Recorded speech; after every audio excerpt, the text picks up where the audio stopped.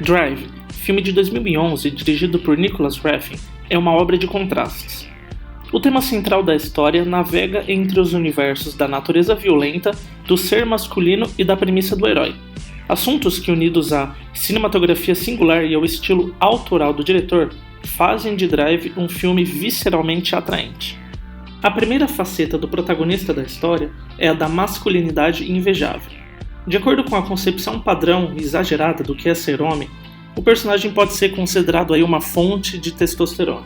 Ele é descolado, tem pinta de galã e uma das profissões mais radicais existentes, além de também ser piloto de fuga e mecânico nas horas vagas.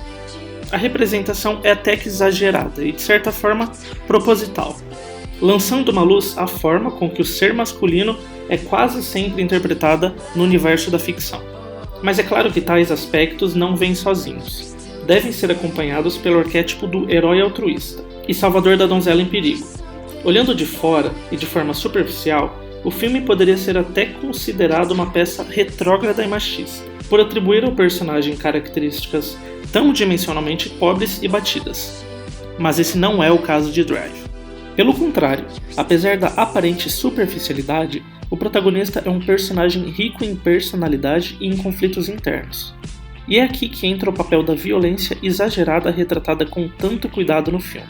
O protagonista serve como uma crítica aos conceitos de masculinidade e heroísmo exagerados já discutidos. Eles não vêm sem consequência. O diretor parece dizer que, ao se tentar criar um personagem perfeito para responder aos anseios da ficção idealizada, o resultado é a natureza de um homem como protagonista da história, recluso, fechado e com fortes tendências violentas. Por dentro, ele é repleto de defeitos e desvios de personalidade, tem dificuldade em manifestar emoções e não possui conexões humanas significativas. O próprio nome do protagonista, ou a falta dele, reflete esse distanciamento das outras pessoas. Ele não possui nome e é tratado apenas como motorista durante todo o filme. É aqui que a natureza do personagem se manifesta. Apesar de tudo, ele ainda é um bandido assassino com tendências fortemente violentas. Imagem que passa longe do conceito de herói invejável. A jaqueta que o motorista insiste usar durante todo o filme é uma alusão à força com que a natureza direciona a história no filme. Relembra o conto do escorpião que pediu ao sapo para ajudá-lo a atravessar o rio.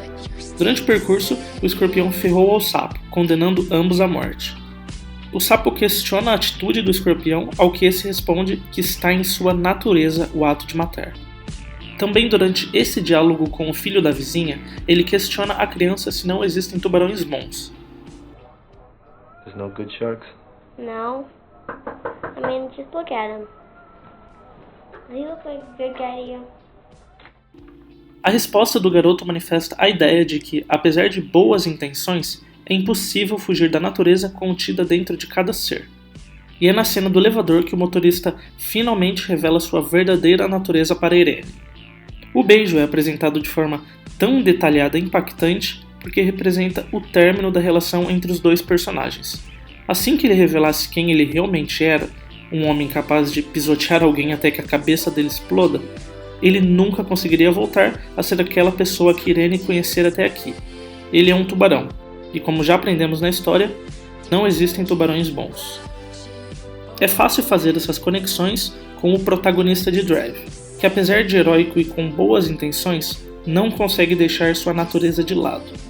Ideia que se reflete no final da história, quando vemos o motorista abandonar a cidade para recomeçar sua vida em outro local, novamente sem família ou amigos, levando apenas sua pose máscula e seu estilo heróico, que apesar das tentativas, não é e nunca vai ser o suficiente para salvar a si mesmo.